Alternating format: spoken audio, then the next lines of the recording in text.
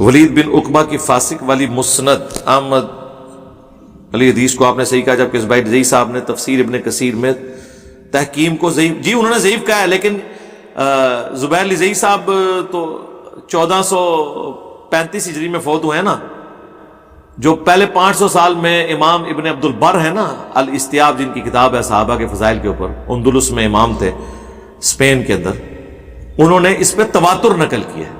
کسی روایت کا ضعیف ہو جانا یہ نہیں ہوتا کہ اس کا متن بھی ضعیف ہے، متن کو تلقی بالقبول حاصل ہو جاتی ہے۔ مثلا ابو داؤد کی حدیث ضعیف ہے کہ نبی علیہ السلام کو مولا علی نے غسل دیا تھا اور فضل ابن عباس نے، لیکن اس کے متن کو ہم صحیح مانتے ہیں سیرت کی کتابوں کی بنیاد پہ، پلس وفات النبی جو چیپٹر ہے سنن نسائی الکبریٰ کا، اس میں حضرت ابوبکر صدیق سے جب پوچھا گیا کہ نبی علیہ السلام کو کون غسل دے گا، تو انہوں نے کہا کہ رسول اللہ کے اہل البیت دیں گے، ان کے گھر والے۔ تو ان دونوں چیزوں کو ملا کے وہ روایت اپنے اصل میں ثابت ہو جاتی ہے۔ تو متن کے اوپر کوئی اعتراض نہیں ہوتا، سند کے اوپر ہو سکتا ہے۔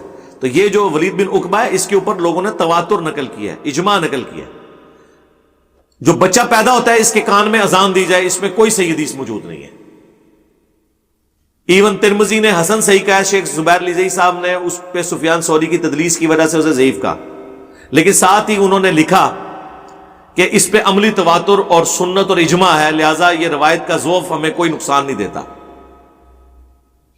ہم نو مولود بچے کے کان میں اذان کہنے کو سنت سمجھتے ہیں، حدیث کی بنیاد پہ نہیں، حدیثیں کمزور ہیں، عملی تواتر کی بنیاد پہ نسل در نسل جو ٹرانسفر ہوا ہے، کئی چیزیں نسل در نسل ٹرانسفر ہوئی ہیں۔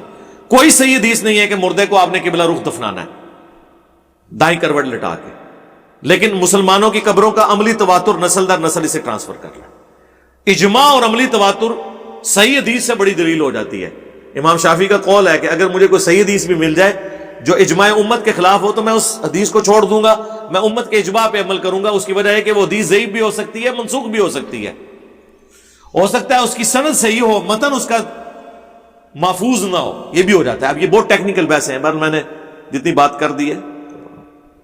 اس کے علاوہ تقی عثمانی اور صلاح الدین یوسف نے بھی اس واقعے کو ضعیف کہا ہے۔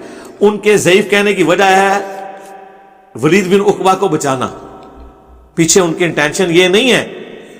وہ یہ کہتے ہیں کہ اس کو تو یہ تو فاسق ہو جائے گا ولید بن عقبہ، اور وہ تو صحابی ہے۔ صحابی کون سا ہے؟ طلقاء ہے، اینڈ پہ معافی مانگ کے مسلمان ہوا ہے۔ یہ وہی ہے جس کے باپ نے، بخاری مسلم میں آتا ہے، عقبہ ابن ابی معیط نے حضور کے اوجڑی رکھ دی تھی، یہ اس کا بیٹا ہے۔ اور یہ وہی ہے جس کے بارے میں بخاری مسلم میں آتا ہے اس نے شراب پی کے فجر کی نماز پڑھائی تھی، کوفے کا گورنر تھا، 4 پڑھا دی۔ لوگوں نے کہا کہ نماز غلط پڑھائی ہے، انہوں نے کہا تھوڑی پڑھائی ہے اور پڑھا دینا۔ اور مسلم شریف میں ہے کہ جب حضرت عثمان نے اس کو کوڑے لگوانے کے لیے حضرت علی سے کہا تو حضرت علی نے اپنے بیٹے حسن ابن علی سے کہا کہ اٹھو اسے کوڑے لگاؤ۔ انہوں نے کہا جو اس کی میٹھی کھاتا ہے وہی کڑوی چکھے، یعنی یہ عثمان نے اس طرح کے تحفے ہم پہ مسلط کیے ہیں جس کی وجہ سے امت خلاف ہو رہی ہے، تو یہی چکھے نا، ہم کیوں لگائیں۔ پھر عبداللہ بن جعفر کو مولا علی نے کہا تو انہوں نے کوڑے لگائے، اور 40 کے بعد کہا رک جاؤ۔ نبی علیہ السلام اور حضرت ابوبکر 40 لگاتے تھے، حضرت عمر نے 80 کر دیے تھے کیونکہ شرابی بڑھ گئے تھے۔ حضرت عمر کے دور میں شراب زیادہ ہو گئی تھی، یہ ذہن میں رکھیے گا۔ تسی سمجھتے ہو سارے ہی ماشاءاللہ صبح تو لے کے شام تک رات و تسبیح پڑھتے سا۔ پائی جی بال جدوں بھی آ جائے نا کرپشن آ جاندی ہے، پاویں صحابہ دا دور ہوئے پاویں اج دا دور ہوئے، کام چک کے رکھے ہے اس زمانے بھی لوگوں نے۔ بخاری مسلم کے الفاظ ہیں کہ حضرت عمر کے زمانے میں جب شراب لوگ زیادہ پینا شروع ہو گئے تو انہوں نے 80 کوڑے کر دیے، لو کر لو۔ تو حضرت علی نے کہا میں 40 پہ اکتفا کرتا ہوں، مجھے دونوں پسند ہیں لیکن 40 پہ، کیونکہ وہ بنو امیہ سے تھا اور وہاں تو قبائلی تعصب بھی سامنے آ جاتا تھا۔ تو یہ ولید بن عقبہ آپ کو فاسق ہونے سے بچا رہے ہیں، یہ تو وہ شخص ہے جو شرابی ہے جس کی وجہ سے خلافت راشدہ ختم ہوئی۔ اس سے بڑھ کر جز رفع الیدین امام بخاری کی کتاب میں امام بخاری نے ایک روایت نقل کی ہے کہ یہ ولید بن عقبہ اپنی بیوی کو بہت مارتا تھا مسلمان ہونے کے بعد بھی۔ نبی علیہ السلام نے اسے کئی دفعہ سمجھایا، یہ باز نہیں آیا، تو نبی علیہ السلام نے پھر یوں ہاتھ اٹھا کے اس کے لیے بد دعا کی تھی۔ یہ شخص بد دعایا ہوا شخص ہے، اور اس حدیث کو شیخ زبیر الزئی صاحب نے صحیح کہا ہوا ہے جز رفع الیدین امام بخاری کی تحقیق میں. لہذا ابن کثیر میں اگر انہوں نے فاسق ہونے سے اسے بچا لیا ہے تو ادھر تو بدوایا ہوا شخص ہے. کسی شخص کا گنہگار ہونا چھوٹا ہے, اس کے لیے نبی علیہ السلام کی بدعا ہونا اور دعا نہ بنا دئیے تو تیار بیٹھے ہوں گے ہاں نہ, وہ مسلم کی حدیث ہے, میں اگر کسی کو بدعا دوں اور وہ اس کا اہل نہ ہو تو اسے دعا بنانا. اور جہاں حضور بار بار سمجھا رہے ہیں اور وہ باز نہیں آ رہا, پھر اینڈ پہ حضور نے اس کے لیے بدعا کی, ہاتھ اٹھا کے کی. امام بخاری اس حدیث کو آپ سوچ رہے ہوں گے رفع الیدین والی کتاب میں کیوں لے کے آئے؟ اس لیے کہ انہوں نے یہ ثابت کیا کہ ہاتھ اٹھانا سنت ہے, چاہے یوں اٹھایا جائے چاہے یوں اٹھایا جائے, یہ کوئی برا عمل نہیں ہے.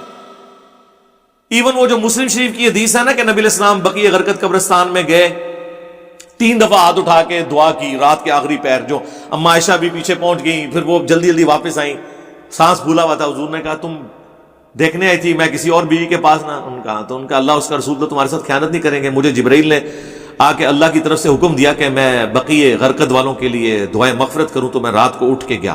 یہ صحیح مسلم حدیث ہے. یہ حدیث امام بخاری لے کے آئے ہیں جز رفع الیدین میں ہاتھ اٹھانے کے حق میں.